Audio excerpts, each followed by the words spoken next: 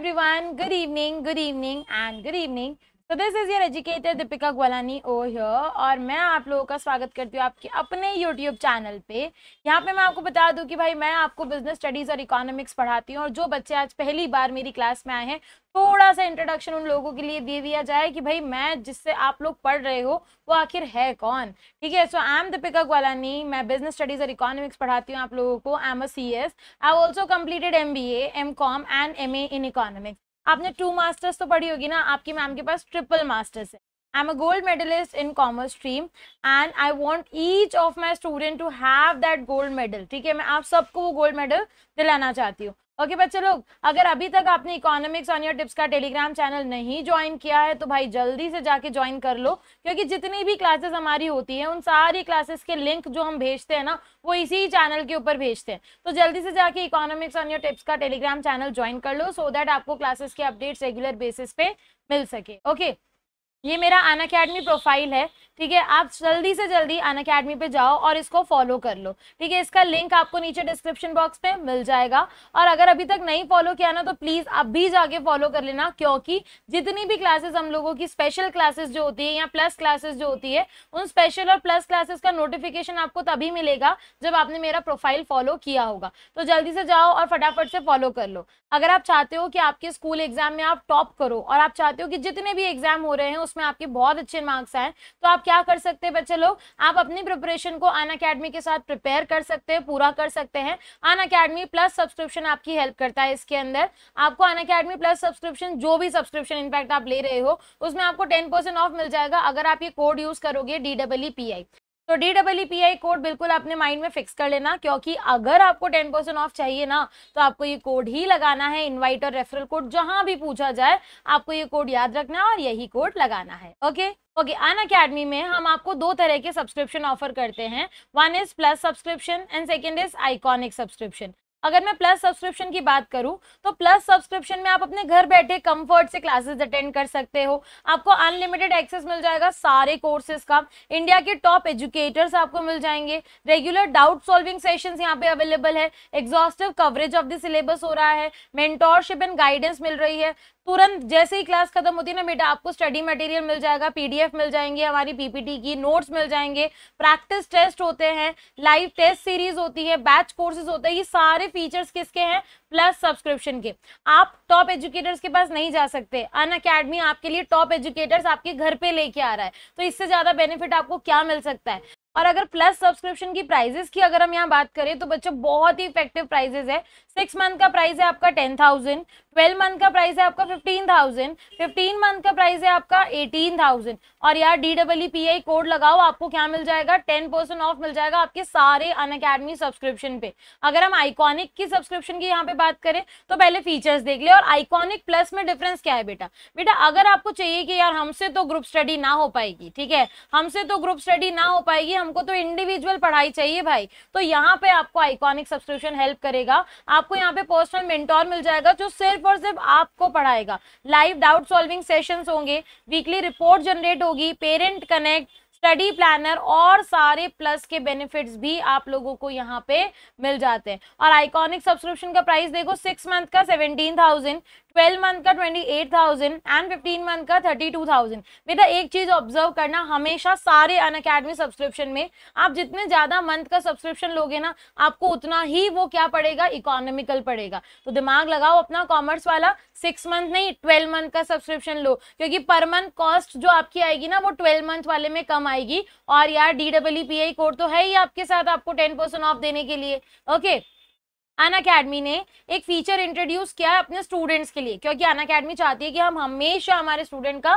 साथ दें। तो यहाँ पे एक आस्क अ डाउट फीचर यहाँ पे इंट्रोड्यूस किया गया है। आपको जो भी डाउट है, ठीक है, आपको जो भी डाउट है आप अपने सारे डाउट्स यहाँ पे जाके पूछ सकते हैं आस्क अ डाउट फीचर पे, किसी भी टाइम पे। बेटा कोई टाइम लिमिट नहीं, जब पूछना चाहो तब अपने डाउट्स पूछ सकते हो और आपको आप ही के क्वेश्चन का वीडियो की फॉर्मेट में आंसर मिलेगा। पता है प्रोसीजर क्या है पूछने का? आप अनअकैडमी लर्निंग ऐप डाउनलोड करना, उसमें एक फीचर आता है आस्क अ डाउट, ठीक है, वहां जाओ, वहां पे जाके अपने फोटो जो है ना, अपने डाउट का फोटो उसको अपलोड कर दो और अपलोड करने के बाद सब्जेक्ट बता दो और आपको वीडियो की फॉर्मेट में उसका आंसर मिल जाएगा। Okay, So now let's begin our class and move to our topic. अब आज हम क्या पढ़ने वाले हैं? आज हम पढ़ने वाले हैं हमारी 11th क्लास का जो चैप्टर नंबर 1 है माइक्रो इकोनॉमिक्स का, उसको हम लोग कंप्लीट करने वाले। अच्छा, इस चैप्टर को मैंने 2 पार्ट्स में डिवाइड कर दिया है बेटा। 2 पार्ट्स के अंदर एक पार्ट में तो मैंने बाकी सारा चैप्टर कवर कर लिया है और एक पार्ट जो आएगा वो सिर्फ और सिर्फ आपका पीपीसी से रिलेटेड आएगा। तो आज हमारा ये फर्स्ट पार्ट है, ठीक है। इस फर्स्ट पार्ट के अंदर पीपीसी वाले टॉपिक को छोड़ के, क्योंकि पीपीसी वाला टॉपिक अपने आप में बहुत ही ज्यादा ब्रॉड है, वाइड है, तो मैंने क्या किया, पीपीसी वाले टॉपिक को छोड़ के आज की क्लास में आप लोगों के लिए सिर्फ और सिर्फ बाकी का जो चैप्टर है ना पीपीसी के अलावा, वो सारा कवर कर लिया है। तो पहले आप क्या कर लो, बाकी का चैप्टर पढ़ लो, पीपीसी अपन अलग से पढ़ लेंगे क्योंकि टॉपिक अपने आप में वाइड भी है और इंपॉर्टेंट भी है, ठीक है। तो ये वाला हम टॉपिक नेक्स्ट वाली वीडियो में कवर करेंगे। इस वाली वीडियो में हम लोगों ने इंट्रोडक्शन के सारे point, central problem, positive, normative, micro, macro सब कवर कर लिया है। तो आप आज ये वाला वीडियो जरूर ध्यान से देखना क्योंकि बहुत ही अच्छा वीडियो मैं आप लोगों के लिए आज बनाया है और आपको अच्छी तरह से इसको कंप्लीट करना है। Okay, so let's get started. Okay, तो चलो स्टार्ट करते हैं। हम लोगों को इस चैप्टर के अंदर क्या क्या पढ़ना है, राइट? क्या क्या टॉपिक्स है जो आपको इस चैप्टर के अंदर पढ़ने हैं? सबसे पहले मीनिंग ऑफ इकोनॉमी, फिर meaning of economics, what are the economic problems, क्या होती है, क्यों अराइज होती है, ये सब पढ़ना है। स्कैर्सिटी का मीनिंग, इकोनॉमिक प्रॉब्लम अराइज क्यों होती है, देयर आर 3 सेंट्रल प्रॉब्लम्स, उनके बारे में डिटेल में पढ़ना है। सबसे इंपॉर्टेंट टॉपिक बन जाता है और 90% चांसेस है कि एग्जाम में क्वेश्चन इसी टॉपिक से रिलेटेड आएगा। तो प्लीज सब लोग ये तीनों सेंट्रल प्रॉब्लम तो अच्छी तरह से करके ही जाना, क्योंकि और ऑप्शन हो ना हो ये वाला क्वेश्चन तो मुझे लगता है कि आएगा ही आएगा, चाहे किसी भी स्कूल का पेपर क्यों ना हो, ठीक है। मैंने तो किसी भी स्कूल का पेपर नहीं बनाया है, लेकिन हाँ मैं ऐसा एक्सपेक्टेड है कि हाँ ये क्वेश्चन बन सकता है, ये क्वेश्चन आ सकता है। तो प्लीज मेक श्योर कि आप ये क्वेश्चन को अच्छी तरह से पढ़ के जाओगे, ठीक है। चलो हमारी क्लास स्टार्ट करते हैं हम लोग। सबसे पहला जो टॉपिक है दैट इज इकोनॉमिक्स, ठीक है।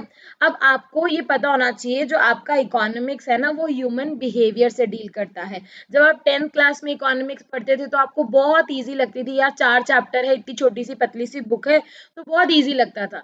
लेकिन इकोनॉमिक्स एक्चुअल में है क्या? इकोनॉमिक्स ब्रांच है किसकी? सोशल साइंस की, है ना। इकोनॉमिक्स एक ब्रांच है सोशल साइंस की। इकोनॉमिक्स बेसिकली ह्यूमन बिहेवियर से डील करता है, ठीक है। हम जो ह्यूमन बीइंग है इकोनॉमिक्स उससे डील करता है, and specially your micro and macro economics is related to that only. तुमने पूरी 11th क्लास की इकोनॉमिक्स पढ़ी है अब तो, जैसे फॉर एग्जांपल तुमने डिमांड पढ़ा, सप्लाई पढ़ा, तो पूरी 11th क्लास की इकोनॉमिक्स के अंदर हम एक ही चीज तो पढ़ते आए हैं बार बार कि डिमांड कंज्यूमर क्या चाहता है, सप्लाई प्रोड्यूसर क्या चाहता है, मार्केट दोनों क्या चाहते हैं। तो all in all we are dealing with human behaviour ना, हम लोग ह्यूमन बिहेवियर के साथ ही तो डील कर रहे हैं। तो economics is related with human behaviour, ठीक है। हम इकोनॉमिक्स के अंदर क्या करते हैं? As a human being we do choices, we make choices, ठीक है। एज अ ह्यूमन बीइंग हम चॉइस करते हैं। क्यों चॉइस करते हैं समझना, बहुत ही सिंपल सा रीजन है यहाँ पे। एक बात मैं तुमसे पूछती हूँ, क्या तुम्हारे पास अनलिमिटेड मनी है क्या? सब लोगों के पास, क्या तुम लोगों के पास अनलिमिटेड मनी है क्या? चलो बताओ फटाफट से, कितना ही पैसा क्यों ना हो पापा के पास, अनलिमिटेड है क्या? बस कभी खत्म ही ना हो, ऐसा है क्या पैसा? माना तुम लोग, बहुत सारे लोग ऐसे होंगे जिनके पापा के पास बहुत पैसा होगा, लेकिन क्या इतना पैसा है कि वो अनलिमिटेड है? इतना पैसा है कि अनलिमिटेड जिस चीज पे हाथ रखी वो ले लो, कोई दिक्कत नहीं है, पैसा कभी खत्म ही नहीं होगा, ऐसा है क्या? कभी नहीं, ऐसा कभी नहीं होता। हम लोगों को चॉइस करने की जरूरत क्यों पड़ती है, ठीक है। तुम लोगों को चूज क्यों करना पड़ता है? तुम्हारी पॉकेट मनी फिक्स होती है, सपोज पर मंथ ₹1000 देते हैं पापा, उसमें से तुम लोगों को पार्टीज भी करनी है, उसमें से तुम लोगों को अपनी चीजें भी खरीदनी है, उसमें से तुमको मोबाइल रिचार्ज भी करवाना है, तो वो हमको चूज करने की जरूरत क्यों पड़ रही है? क्योंकि हमारे पास रिसोर्सेज लिमिटेड है। वाई वी आर चूजिंग, ठीक है, why we need to choose, because we have limited resources. हमारी जो जरूरतें है ना ह्यूमन बीइंग की, वो तो है अनलिमिटेड, है ना। एज अ ह्यूमन बीइंग हमारी जो वांट्स है, हमारी जो जरूरतें हैं, वो क्या है बच्चे लोग? अनलिमिटेड वांट्स है हमारी, ठीक है। लेकिन उस अनलिमिटेड वांट्स को सेटिस्फाई करने के लिए जो रिसोर्सेज है ना वो लिमिटेड है। तो मैं यहाँ लिख सकती हूँ ना लिमिटेड मीन्स, या फिर लिमिटेड रिसोर्सेज भी लिख सकते हो उसको तुम, ठीक है। मतलब हमारी ह्यूमन बीइंग की वांट्स तो है अनलिमिटेड, ऊपर से रिसोर्सेज है लिमिटेड, उसमें से उस रिसोर्सेज के भी, फॉर एग्जाम्पल मनी, मनी वो चीज है जिसके ऑल्टरनेटिव यूजेस है। तुम मनी से कुछ भी खरीद सकते हो, तुम मनी से पार्टी करने जा सकते हो, तुम मनी से बाइक में पेट्रोल भरवा सकते हो, तो मनी के थ्रू मान लो रिचार्ज करवा सकते हो, तो मनी से कोई कमोडिटी खरीद सकते हो। तो मनी के ऑल्टरनेटिव यूजेस है, मतलब these resources also have, resources के भी क्या है, ऑल्टरनेटिव यूजेस। ठीक है, ऑल्टरनेटिव यूजेस, तो we need to choose, we need to make choices कि हम जो पैसा लिमिटेड है उसको कहाँ कहाँ यूज करें, कहाँ कहाँ यूटिलाइज करें। सो that is what is economics. ठीक है, जब हम जैसे ह्यूमन बीइंग, ठीक है, जैसे हम जैसे ह्यूमन बीइंग जब ये चूज करते हैं कि हम कहाँ पैसा लगाएं, क्यों ऐसा चूज करना पड़ रहा है, because we have unlimited wants, we have limited means and we have alternative uses of this those resources. उस रीजन की वजह से हमको चूज करना पड़ता है कि हम पैसा कहाँ पे लगाएं, हम रिसोर्सेज कहाँ पे खर्च करें। सो that is what is exactly the meaning of economics. Economics is making choices in the presence of scarcity. बहुत कमी है चीजों की, है ना, स्केर्सिटी मतलब कमी, बहुत कम है, शॉर्टेज है चीजों की, रिसोर्सेज की शॉर्टेज है, इसीलिए हम लोगों को क्या करना पड़ता है, इसीलिए हम लोगों को चूज करना पड़ता है। तो that is exactly the meaning of economics. Human behaviour को जब स्टडी करते हैं उसी को हम लोग क्या बोलते हैं, इकोनॉमिक्स बोलते हैं। ठीक है, अब व्हाट इज इकोनॉमी, तुमने एक वर्ड सुना होगा बार बार, इंडियन इकोनॉमी, ऐसे सुना है ना, इंडियन इकोनॉमी। ठीक है, ऐसा वर्ड आता है। तो what is this economy, economy का मतलब होता है वो फ्रेमवर्क। ठीक है, वो फ्रेमवर्क जिसके अंदर, इट इज एन फ्रेमवर्क जिसके अंदर सारी इकोनॉमिक एक्टिविटीज होती है। इट इज अ फ्रेमवर्क जिसके अंदर सारी इकोनॉमिक एक्टिविटीज हो रही है। तो what is the exact definition of economy, it is a framework which in which all the economic activities are carried out. समझ आया क्या सब लोगों को, इकोनॉमी का मतलब समझ आया, what is the meaning of economy, it is a framework within which all the economic activities are carried out। सारी इकोनॉमिक एक्टिविटी जहाँ पे हो रही है उसको हम लोग क्या बोलते हैं, उसको हम लोग क्या बोलते हैं बच्चे लोग, इकोनॉमी बोलते हैं। Is it clear. एक ना एक टॉपिक बहुत बार एग्जाम में 1 मार्क का आ जाता है, मैं यहाँ पे आपको उसका मीनिंग समझा देती हूँ और बहुत अच्छी तरह से समझ भी आ जाएगा। एक टॉपिक आता है बहुत बार, economising of resources, economising of resources, economising of resources. पता है इसका मतलब क्या होता है, इसका मतलब होता है ऑप्टिमम यूटिलाइजेशन ऑफ रिसोर्सेज। ठीक है, now what is the meaning of optimum, optimum utilisation of resources. ठीक है, इसका मीनिंग क्या है मैं बताती हूँ। देखो, इकोनोमाइजिंग ऑफ रिसोर्सेज का मतलब होता है fuller best possible way of utilizing the resources.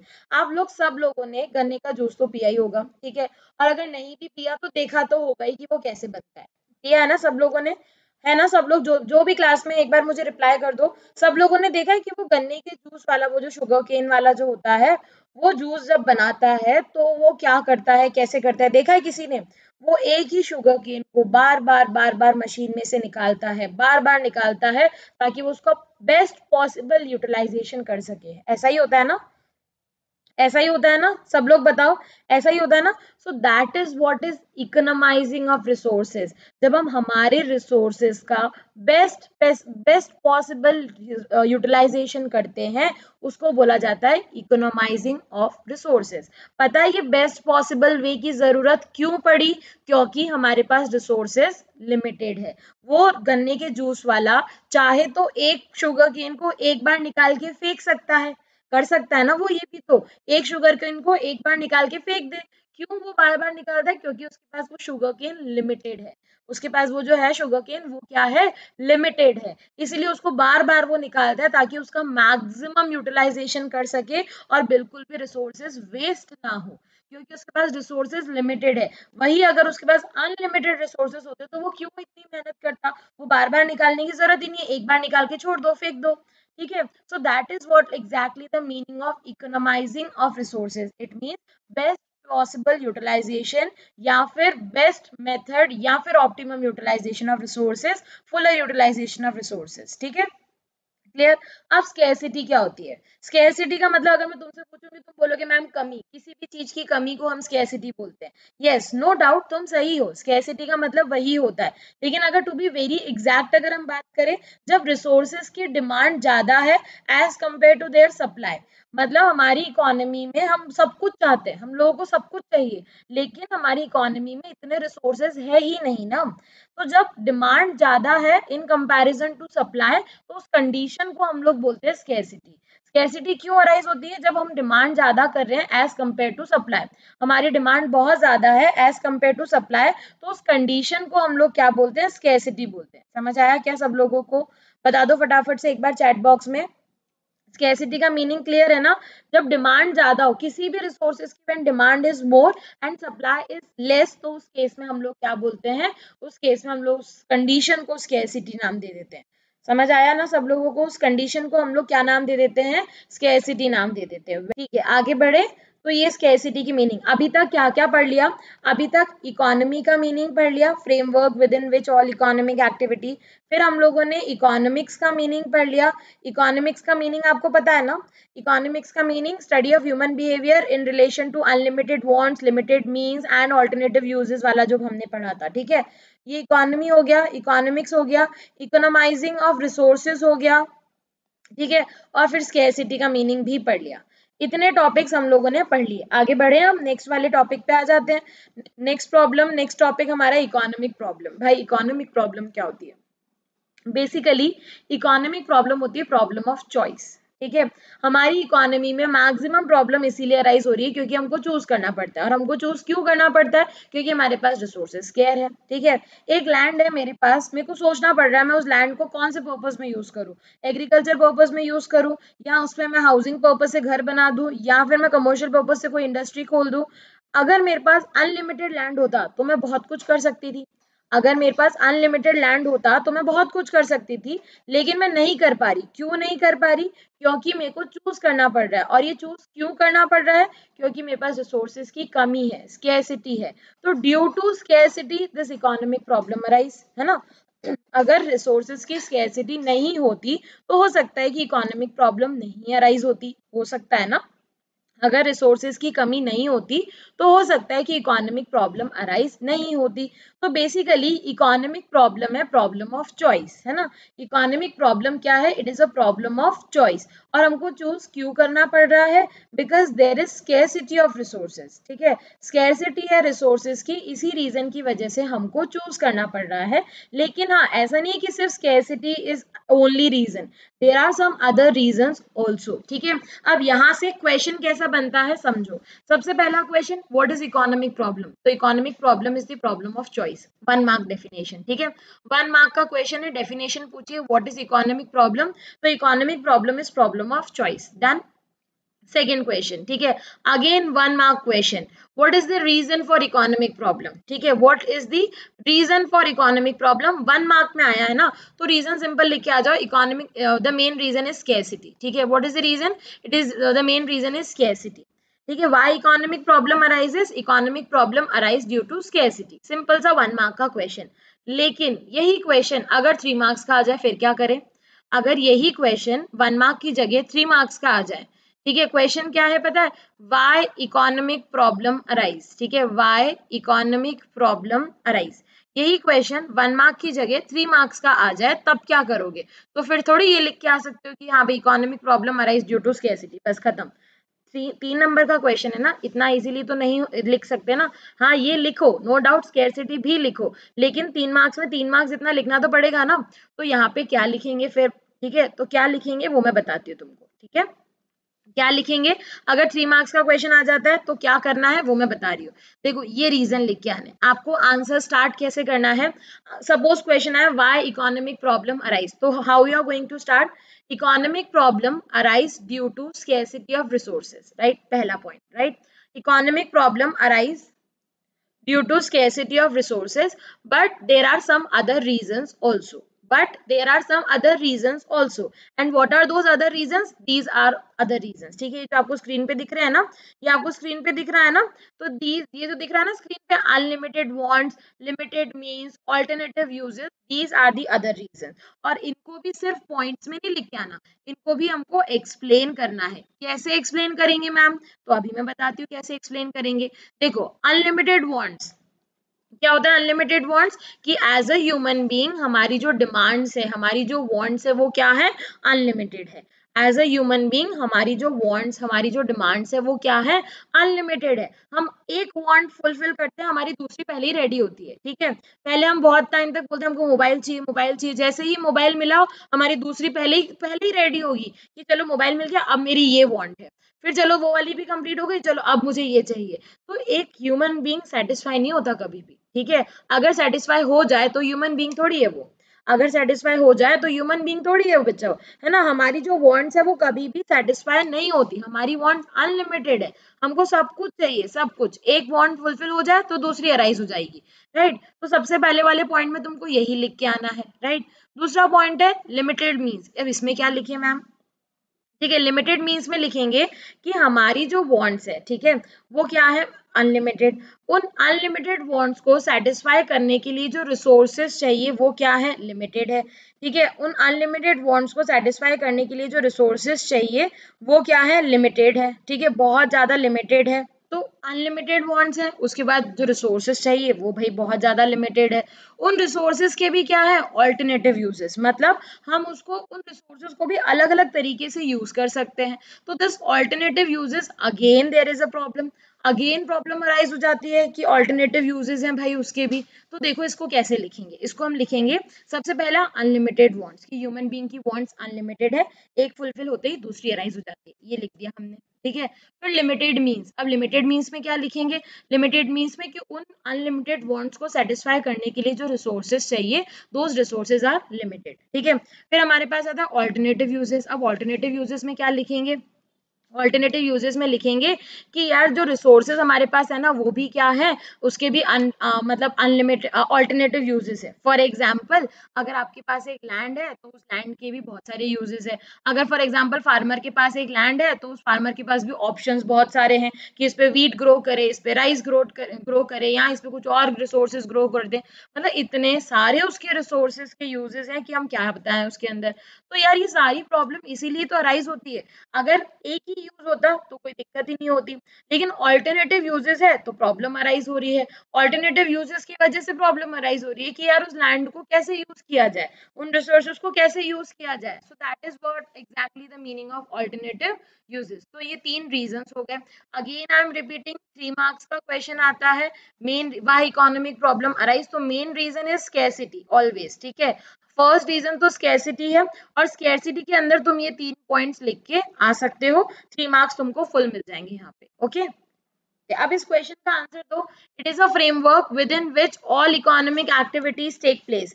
It is a framework within which all economic activities take place. बोलो, बताओ क्या आंसर होगा।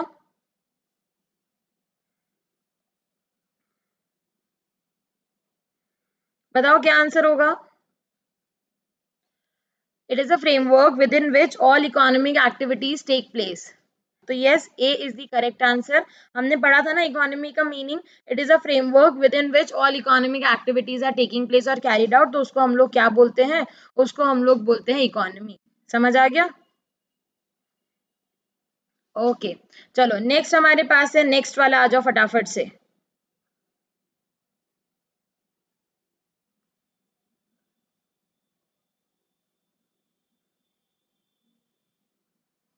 We have dash wants and dash means. क्या आंसर होगा इसका, limited wants, unlimited means, unlimited wants, limited means. Unlimited wants and limited means कि ma'am हमारी जो वांट्स है, जो ज़रूरतें हैं वो तो है अनलिमिटेड, और जो मीन्स है, जो साधन है वो क्या है, लिमिटेड। तो हमारा आंसर क्या हो जाएगा, बी। तो yes, B is the correct answer, B बिल्कुल सही है, unlimited wants and limited means, ठीक है, करेक्ट। नेक्स्ट देखो, अब हमारे पास आ जाती है सेंट्रल प्रॉब्लम्स। अब समझना है यहाँ पे, है ना, समझना है यहाँ पे। देखो बहुत ही सिंपल सा लॉजिक है, ठीक है। बहुत ही सिंपल सा लॉजिक है। सेंट्रल प्रॉब्लम्स 3 है, मेन इकोनॉमी की 3 सेंट्रल प्रॉब्लम्स है, राइट। हमारे पास जो रिसोर्सेज है वो क्या है, बहुत लिमिटेड है, बहुत ज़्यादा लिमिटेड है, और हमारी जो वांट्स है वो अनलिमिटेड, जैसा कि मैंने आपको बताया। तो हमारे जो रिसोर्सेज लिमिटेड है उनको भी हमको प्रॉपरली एलोकेट करना पड़ेगा। हमारे रिसोर्सेज जो लिमिटेड है उनको भी प्रॉपरली एलोकेट करना पड़ेगा।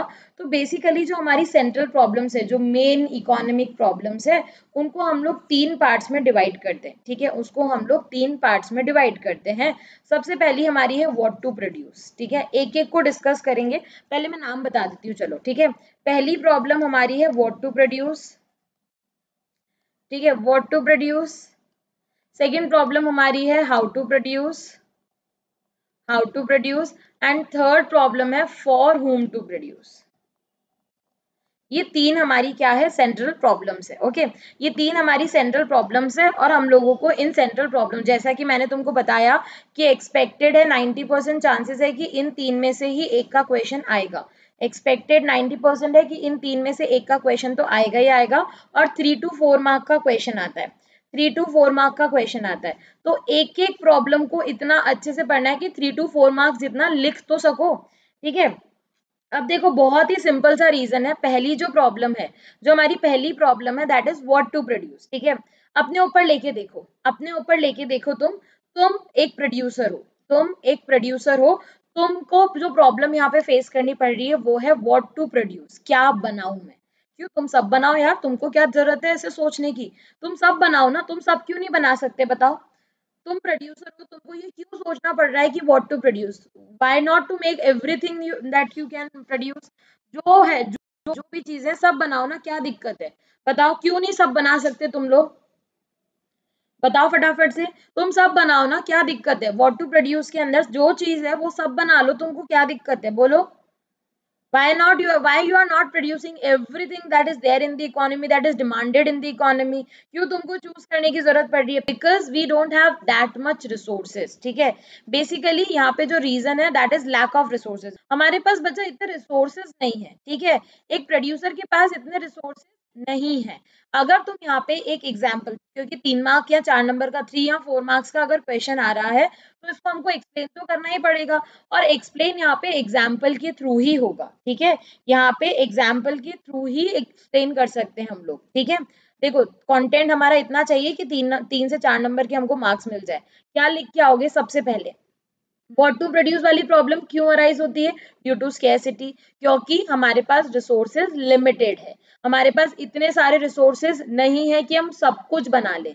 एक फार्मर की अगर बात करें, कोई भी एग्जांपल ले सकते हो, मैं यहाँ पे फार्मर की बात करती हूँ। ठीक है, एज अ फार्मर अगर मेरे पास 1 हेक्टेयर का लैंड है, ठीक है, अगर एज अ फार्मर मेरे पास 1 हेक्टेयर का लैंड है, अगर मैं मार्केट में देखूंगी तो लोगों को तो राइस भी चाहिए, लोगों को व्हीट भी चाहिए, लोगों को बहुत सारी चीजें चाहिए। There are ample n number of goods that are demanded by the consumer। तो मतलब there are thousand of goods that are demanded by the consumer। But मैं सब कुछ तो नहीं प्रोड्यूस कर सकती ना, मैं सब कुछ नहीं प्रोड्यूस कर सकती क्योंकि मेरे पास इतने रिसोर्सेज नहीं है। तो मुझे चूज करना पड़ेगा कि मैं वो रिसोर्सेज, मैं वो गुड्स प्रोड्यूस करूंगी जिससे मुझे मैक्सिमम बेनिफिट हो रहा हो और जिससे मैक्सिमम लोगों की वांट सेटिस्फाई हो रही हो। ठीक है, मैं वो चीज प्रोड्यूस करूंगी जिससे मुझे बेनिफिट मिल रहा हो और जिससे मैक्सिमम लोगों की वांट सेटिस्फाई हो रही हो। ठीक है, तो सबसे पहले आपको यहाँ पे लिख के आना है, the central problem what to produce arises due to scarcity of resources and there are thousand of goods demanded by the consumer but producer cannot produce all these goods due to scarcity of resources। ये meaning हो गया what to produce का। अब 1 number तो meaning का मिल जाएगा आपको। ठीक है, अब आपको एक्सप्लेन करना है with the help of example. तो this can be explain with the help of an example. Example मैंने यहाँ पे ले लिया है फार्मर का। सपोज एक फार्मर के पास 1 हेक्टेयर ऑफ लैंड है, राइट, 1 हेक्टेयर ऑफ लैंड है and there are hundreds of agriculture goods demanded by consumer. बहुत सारे गुड्स, उनको राइस व्हीट सब चाहिए, लेकिन फार्मर इतने से लैंड पे सब चीजें तो नहीं प्रोड्यूस कर सकता ना।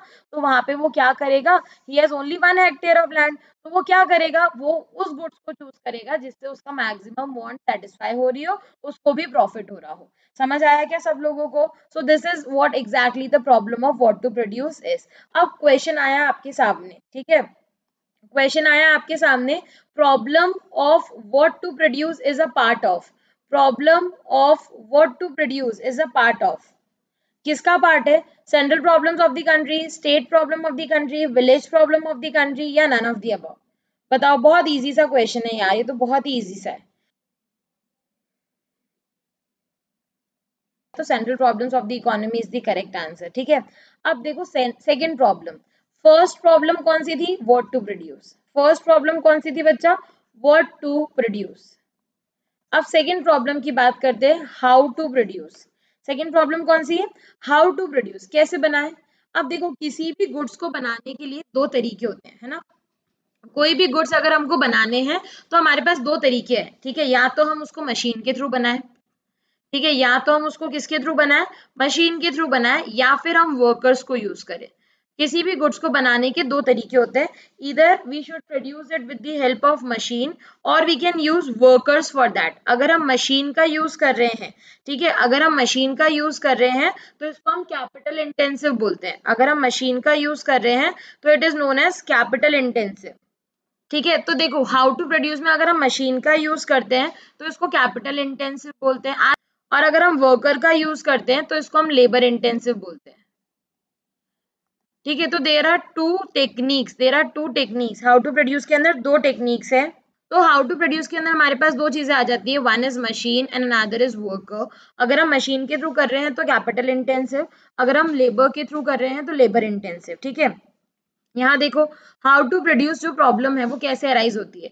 यहाँ पे हाउ टू प्रोड्यूस वाली जो प्रॉब्लम है वो बोलती है कि एक प्रोड्यूसर जब कोई गुड्स बना रहा है तो उसके पास दो ऑप्शन है, या तो वो लेबर इंटेंसिव का यूज करेगा, ठीक है, या फिर वो कैपिटल इंटेंसिव टेक्निक का यूज करेगा। तो अब मेरे सामने ये प्रॉब्लम आ जाती है, यार मैं कौन सी टेक्निक का यूज करूँ, मैं किसका यूज करूँ, मैं कौन सी टेक्निक का यूज करूँ। तो ऑब्वियस सी बात है यार, जो मेरे लिए बेस्ट हो मैं उसी का यूज करूंगी ना। अब मुझे बनाने ही 10 यूनिट्स है, सिर्फ अगर मुझे सिर्फ 10 यूनिट्स बनाने हैं तो यार 10 यूनिट्स के लिए थोड़ी मैं मशीन का यूज करूंगी और मैं पूरी 100 की मशीन लगा के उसका यूटिलाइजेशन करूं, दैट इज नॉट पॉसिबल ना। तो यहाँ पे डिपेंड प्रोड्यूसर कौन सा गुड्स बना रहा है, उसके अकॉर्डिंग कैसी कौन सी मशीन सही रहती है, उस कौन सी मशीन में उसके रिसोर्सेज का प्रॉपर यूटिलाइजेशन हो रहा है, that is what is how to produce deal with. ठीक है, हाउ टू प्रोड्यूस इसी से डील करता है कि हमारे पास दो टेक्निक है, वन इज लेबर इंटेंसिव। तो when goods are produced using a large quantity of labour, तो उसको हम बोलते हैं क्या? सिंपल लेबर इंटेंसिव टेक्निक्स, छोटी छोटी मशीन का यूज करके। और कैपिटल इंटेंसिव का मतलब क्या होता है? कैपिटल इंटेंसिव का मतलब होता है जब हम गुड्स बना रहे हैं using large quantity of sophisticated machine. ठीक है, बहुत ही सोफिस्टिकेटेड मशीन, बड़ी बड़ी मशीन का यूज करके अगर हम गुड्स बना रहे हैं तो उसको हम लोग क्या बोलते हैं? कैपिटल इंटेंसिव टेक्निक बोलते हैं। समझ आया सब लोगों को? उसको हम लोग क्या बोलते हैं? कैपिटल इंटेंसिव टेक्निक बोलते हैं। तो हाउ टू प्रोड्यूस वाली जो प्रॉब्लम है वो इसी से डील करती है कि हम जो गुड्स बना रहे हैं वो कैसे बनाएं, हम कौन सी टेक्निक का यूज करें। तो यार इसका सॉल्यूशन ये है, ठीक है, इसका सॉल्यूशन ये है, हम उस टेक्निक का यूज करेंगे जिससे हमारे रिसोर्सेज का क्या हो रहा है? फुलर यूटिलाइजेशन हो रहा है। ठीक है, जिससे हमारे रिसोर्सेज का क्या है? फुलर यूटिलाइजेशन हो रहा है। और दूसरी चीज जिसमें हमारी कॉस्ट मिनिमम लग रही है, जिसमें मेरी कॉस्ट मिनिमम लग रही है, क्योंकि कॉस्ट मिनिमम लगेगी तभी तो मेरा प्रॉफिट मैक्सिमाइज होगा ना। तो जिसमें कॉस्ट मिनिमम और प्रॉफिट मैक्सिमम हो रहा है, मुझे वही टेक्निक यूज करनी है। तो यहाँ पे कैसे डिसाइड करेंगे कि कौन सी टेक्निक का यूज करना है जिससे आपके रिसोर्सेज का फुलर यूटिलाइजेशन हो रहा हो, जिससे आपकी कॉस्ट कम लग रही हो, प्रॉफिट ज्यादा हो रहा हो। तो ये दो तरीके हैं डिसाइड करने के कि कौन सी technique we have to use. Is it clear? Now everyone please let me know. दो प्रॉब्लम हमने कर ली, एक तो कर ली हमने व्हाट टू प्रोड्यूस और दूसरी हमने कर ली हाउ टू प्रोड्यूस। ठीक है, what to produce and how to produce, ये दो प्रॉब्लम्स हम लोगों ने कर ली है यहाँ पे कंप्लीट। और तीसरी प्रॉब्लम में स्टार्ट करने वाली हूँ, फटाफट से बताओ सबको ये दोनों समझ आई या नहीं आई। How goods and services are produced, how goods and services are produced, इसका आंसर दो बच्चे लोग। How goods and services are produce, goods and services कैसे प्रोड्यूस करते हैं? By labour intensive, by capital intensive, both of the above या none of the above? Both of the above answer बिल्कुल सही है। इधर देखो, when goods are produced using large quantity of sophisticated machine, अगर हम मशीन्स का यूज करके गुड्स बना रहे हैं, अगर हम मशीन्स का यूज करके गुड्स बना रहे हैं and only small number of workers, तो उस केस में कौन सी टेक्निक है ये कौन सी टेक्निक है बताओ? Labour intensive, capital intensive, both of the above या नन ऑफ द अबव?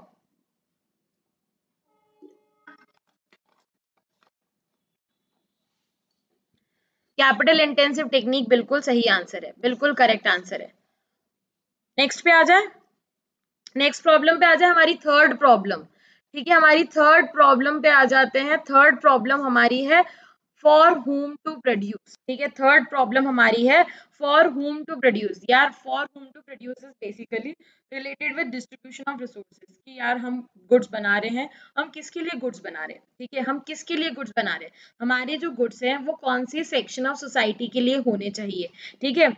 दूसरी चीज, हम जो भी पैसा अर्न कर रहे हैं, हम जो भी मनी अर्न कर रहे हैं, उस मनी को, उस फैक्टर इनकम को, इसको फैक्टर इनकम बोल देते हैं, ठीक है, उस फैक्टर इनकम को हम जो फैक्टर्स ऑफ प्रोडक्शन यूज कर रहे हैं, फॉर एग्जांपल लैंड है, लेबर है, ठीक है, कैपिटल है, एंटरप्रेन्योर है, इस पे डिस्ट्रीब्यूट कैसे करें। ये फैक्टर इनकम, सपोज तुमने 1,000 रुपए कमाए हैं, तो 1,000 रुपए इन लोगों को देने भी तो पड़ेंगे ना, लैंड के ऊपर रेंट देना पड़ेगा, लेबर को वेजेस देने पड़ेंगे, किसी से पैसा लिया तो इंटरेस्ट देना पड़ेगा, एंटरप्रेन्योर को प्रॉफिट जाएगा, तो ये सारी चीजें इसमें डिस्ट्रीब्यूट कैसे होगी, ठीक है। तो ये हम लोगों की क्या है, नेक्स्ट हमारी प्रॉब्लम है, problem of for whom to produce. बहुत इजी है, पता नहीं क्यों बच्चों को इसके अंदर बड़ी प्रॉब्लम हो जाती है, जबकि इजी है, for whom to produce easy है। इसमें दो चीजें हैं, एक है पर्सनल डिस्ट्रीब्यूशन प्रॉब्लम और एक है फंक्शनल डिस्ट्रीब्यूशन प्रॉब्लम, ठीक है। जो गुड्स आप बना रहे हो वो किसके लिए बना रहे हो, ठीक है, आपने जो अर्न किया है वो कैसे डिस्ट्रीब्यूट करोगे, that is what is for whom to produce, as simple as that, ठीक है। दो एस्पेक्ट्स है इसके, पर्सनल डिस्ट्रीब्यूशन और फंक्शनल डिस्ट्रीब्यूशन, ठीक है। इसके दो एस्पेक्ट्स है हमारे पास, एक है पर्सनल डिस्ट्रीब्यूशन और एक है फंक्शनल डिस्ट्रीब्यूशन। पर्सनल डिस्ट्रीब्यूशन क्या बोलता है समझना, पर्सनल डिस्ट्रीब्यूशन मतलब हम जो गुड्स बना रहे हैं वो किसके लिए, इंडिविजुअल्स के लिए, हाउस होल्ड्स के लिए, वो कैसे डिस्ट्रीब्यूट होंगे उनके अंदर। पर्सनल डिस्ट्रीब्यूशन मतलब हमारे जो गुड्स और सर्विसेज है वो कैसे डिस्ट्रीब्यूट होंगे among individuals, among house holds, किसके लिए बनाए हैं उस तक पहुंचेंगे कैसे, that is exactly what is personal distribution problem. तुमने जो गुड्स बनाया वो लोगों तक कैसे पहुंचाने हैं, that is what is personal distribution problem. Second जो है फंक्शनल डिस्ट्रीब्यूशन प्रॉब्लम, तुमने इनकम अर्न की, ठीक है, इस इनकम को मैं फैक्टर इनकम बोल देती हूँ, ठीक है, तुमने फैक्टर इनकम अर्न की, फैक्टर इनकम को तुमको फैक्टर्स ऑफ प्रोडक्शन में डिस्ट्रीब्यूट करना है। फैक्टर्स ऑफ प्रोडक्शन बेसिकली कितने होते हैं, चार, चार फैक्टर्स ऑफ प्रोडक्शन होते हैं। पहला है लैंड, फिर है लेबर, ठीक है, फिर है आप लोगों का कैपिटल और लास्ट है हम लोगों का एंटरप्रेन्योरशिप। तो भाई कैसे डिस्ट्रीब्यूट करोगे, ये फैक्टर्स ऑफ प्रोडक्शन में लैंड, लेबर, कैपिटल, एंटरप्रेन्योर है।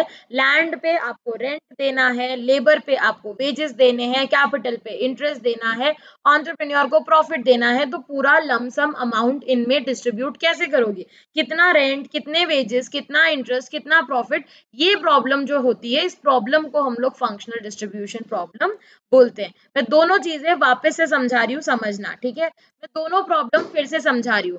पर्सनल डिस्ट्रीब्यूशन मतलब जो गुड्स एंड सर्विसेज आपने बनाए हैं वो इंडिविजुअल्स और हाउस होल्ड तक कैसे डिस्ट्रीब्यूट करोगे, कैसे पहुंचाओगे, that is personal distribution problem, ठीक है। आपने गुड्स किसके लिए बनाए हैं उसको कैसे दोगे, that is personal distribution problem.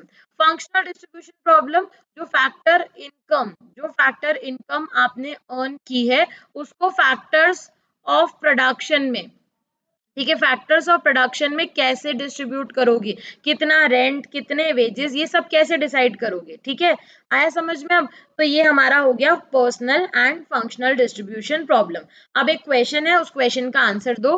Dash means how the production of goods and services should be distributed among different individuals and house hold.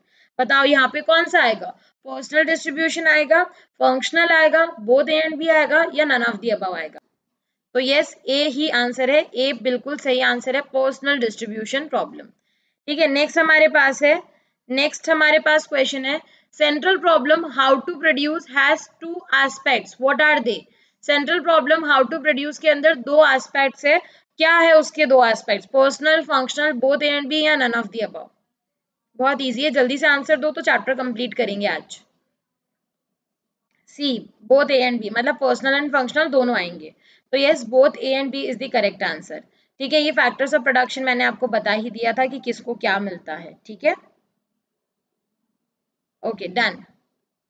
Which of the following is the reason for economic problem? Which of the following is the reason for economic problem? Personal distribution, functional distribution, unlimited means या alternative uses? बहुत ध्यान से question को पढ़ना फिर answer देना। What are the reasons for economic problem? What are the reasons for economic problem? Personal distribution, functional distribution, unlimited wants या alternative uses?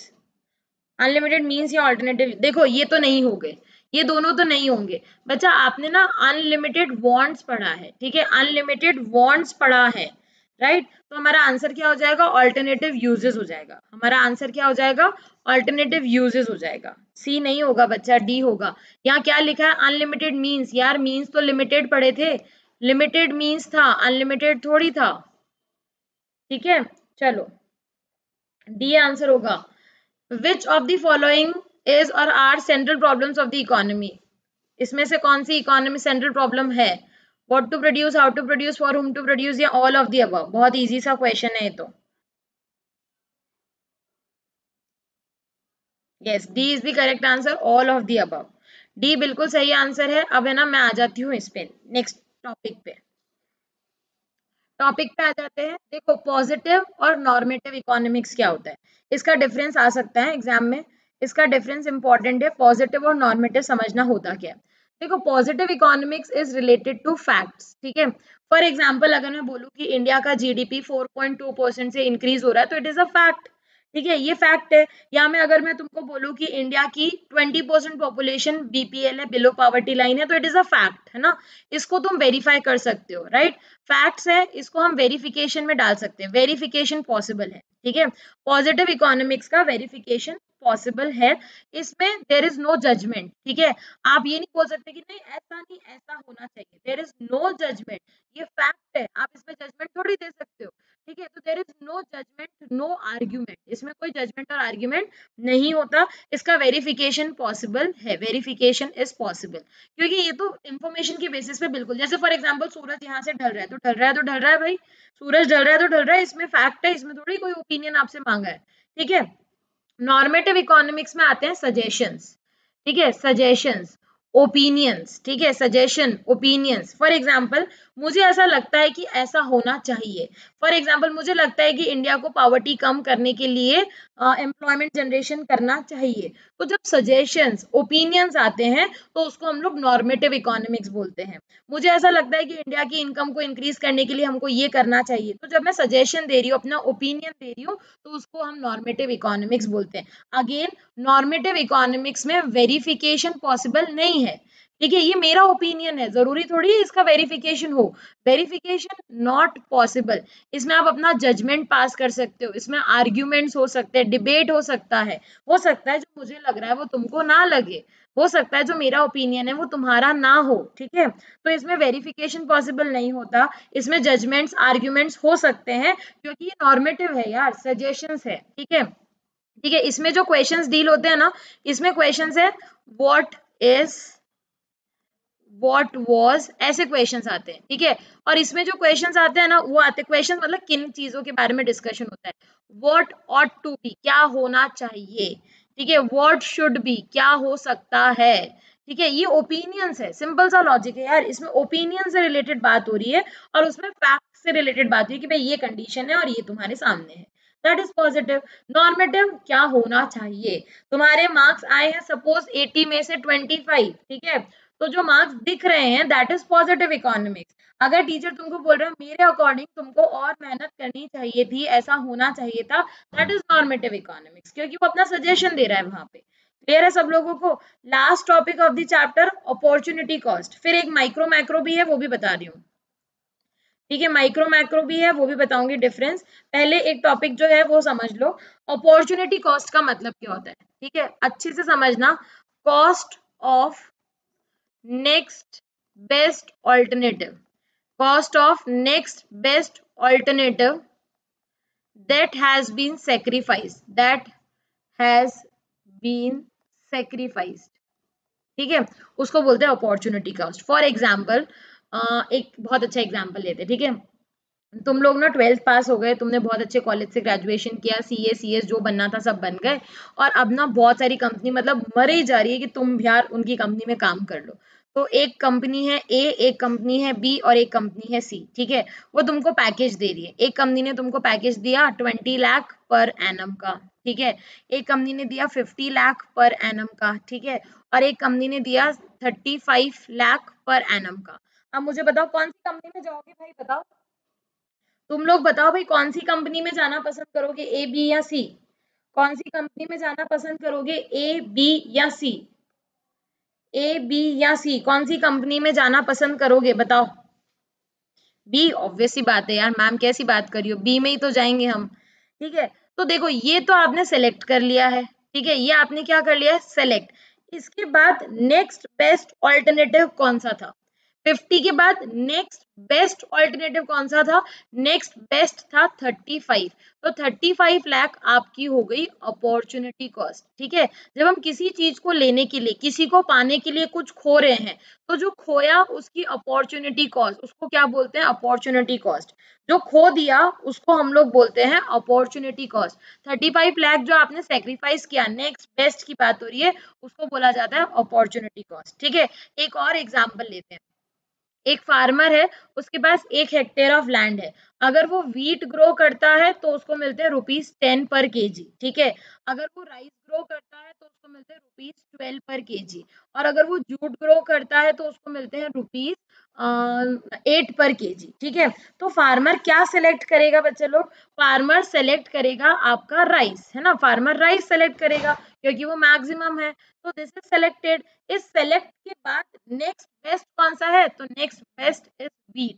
Next best is wheat. ठीक है, अब यहाँ पे एक चीज और समझना, इन केस अगर मैं तुमको बोलूं, ठीक है, मैं यहाँ पे एक क्वेश्चन मेरा चेंज कर देती हूँ। अगर मैं बोलूं कि फार्मर ने, जो फार्मर है उसने व्हीट सेलेक्ट किया है, फार्मर ने व्हीट सेलेक्ट किया है, अब बताओ अपॉर्चुनिटी कॉस्ट कितनी है? देखो रुपीज में बताना। फार्मर ने राइस नहीं सेलेक्ट किया, फार्मर ने व्हीट सेलेक्ट किया है, अब बताओ अपॉर्चुनिटी कॉस्ट कितनी है? बताओ फटाफट से, अपॉर्चुनिटी कॉस्ट कितनी है? फार्मर ने व्हीट सेलेक्ट किया है, अब अपॉर्चुनिटी कॉस्ट कितनी है?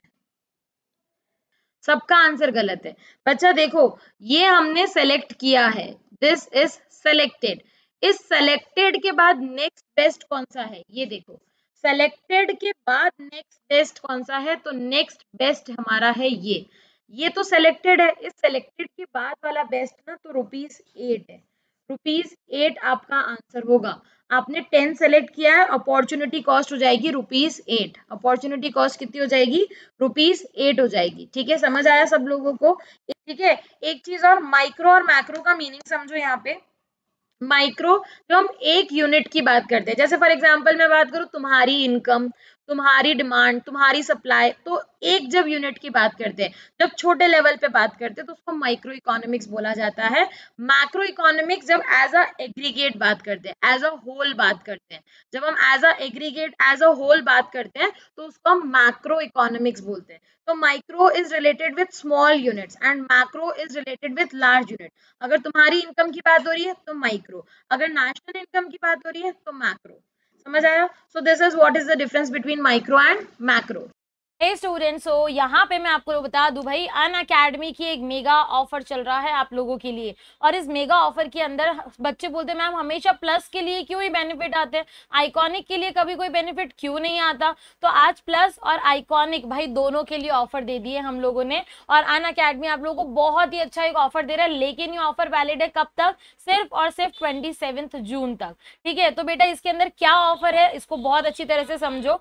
पहली बार अनअकैडमी की हिस्ट्री में पहली बार ऐसा ऑफर आया है कि हम लोग उन बच्चों को डिस्काउंट देंगे जो अपने भाई बहन का रजिस्ट्रेशन करवा रहे हैं। जैसे आप लोगों ने आइकॉनिक सब्सक्रिप्शन ले लिया, आपका कोई भी सिबलिंग है, कोई भी अगर आपका सिबलिंग है और वो भी अगर सब्सक्रिप्शन लेना चाहता है तो भाई उस सेकंड आइकॉनिक सब्सक्रिप्शन पे हम बहुत ही अच्छा आप लोगों को डिस्काउंट देने वाले हैं, राइट? तो यहाँ पे अगर आप प्लस सब्सक्रिप्शन की बात करोगे तो बेटा अगर आप 12, 15 और 18 महीने का सब्सक्रिप्शन ले रहे हो तो देखो DEEPI से 10% ऑफ तो मिल ही रहा है ना। DEEPI लगाओगे तो 10% ऑफ तो मिल ही जाएगा आप लोगों को, राइट? उसके बाद 2 महीने का सब्सक्रिप्शन फ्री मिल जाएगा और 2 महीने का क्रिएटिव कॉर्नर आपको फ्री मिल जाएगा। ओके बच्चे लोग, और जैसे जैसे ये मंथ इंक्रीज होंगे वैसे वैसे आपका फ्री बेनिफिट भी क्या होता जाएगा? इंक्रीज होता जाएगा। आइकॉनिक के लिए भी ये वाला बेनिफिट आ चुका है। अब आइकॉनिक सब्सक्रिप्शन के अंदर भी इमर्ज, बेटा it's time to emerge with Unacademy. Okay, तो आइकॉनिक के लिए भी ये फीचर है कि 12, 15 और 18 महीने का अगर आप सब्सक्रिप्शन लोगे तो 10% ऑफ तो मिल ही रहा है, साथ साथ आपको 2 महीने का फ्री सब्सक्रिप्शन और क्रिएटिव पे भी आपको 2 महीने का फ्री सब्सक्रिप्शन मिल रहा है। और जैसे जैसे मंथ इंक्रीज होंगे वैसे वैसे आपको बेनिफिट भी इंक्रीज होते जाएंगे। ओके डियर स्टूडेंट्स, अगर आपको कोई भी अनअकैडमी क्विज ज्वाइन करना है तो उसके स्टेप्स क्या होते हैं? आपको अनअकैडमी लर्निंग ऐप डाउनलोड करना है, ठीक है। लॉगिन करो मोबाइल नंबर एंटर करके अपना गोल सेलेक्ट करो, मेन्यू पे जाओ और प्लस पे चले जाओ, ठीक है बच्चा। वहां पे आपको टेस्ट दिखेगा बॉटम में, वहां टेस्ट पे जाके ज्वाइन क्विज पे क्लिक करो। अगर आप फर्स्ट टाइम अटेंड कर रहे हो तो बेटा इनवाइट कोड या रेफरल कोड मांगा जाएगा, आप इनवाइट कोड और रेफरल कोड DEEPI एंटर करोगे और उसके बाद एजुकेटर और होस्ट ने आपको एक न्यूमेरिक कोड दिया होगा, वो कोड एंटर करके आप क्विज को अटेंड कर सकते हैं। तो जितने भी स्टूडेंट्स यहाँ पर है प्लस और आइकॉनिक में आपको ये बेनिफिट मिल रहा है कि 12 मंथ पे आपको 2 मंथ का फ्री सब्सक्रिप्शन मिल रहा है, 3 मंथ का आपको क्रिएटिव कॉर्नर और लाइफ टाइम यंग कोडर्स आपको बिल्कुल फ्री मिल रहा है, ठीक है। अनअकैडमी ऐप पे बहुत सारे फ्री फीचर्स है बच्चा, बहुत सारे। तो प्लीज मेरी बात मानो, अनअकैडमी लर्निंग ऐप डाउनलोड करो प्ले स्टोर से, या फिर अगर आपका एंड्रॉइड नहीं है और एप्पल यूजर हो तो ऐप स्टोर से आप डाउनलोड कर सकते हो, एप्पल ऐप स्टोर से, वहां पे भी आपको ये ऐप मिल जाएगा। DEEPI कोड लगाओ सब जगह, इनवाइट कोड, रेफरल कोड, कहीं भी तुमसे पूछा जा रहा है ना, फ्री कंटेंट को भी एक्सेस करना चाहते हो तब भी ये कोड आपकी बहुत हेल्प करने वाला है। तो अभी तक अगर चैनल को सब्सक्राइब नहीं किए हो ना, बहुत बड़ी गलती करो, जल्दी जाके सब्सक्राइब करके आओ, बेल आइकन को हिट करके आओ। वीडियो को लाइक एंड शेयर नहीं किया ना, अब भी करो, अभी के अभी, ठीक है। जल्दी से वीडियो को लाइक एंड शेयर करो and we'll meet again. Bye bye everyone, let's crack it.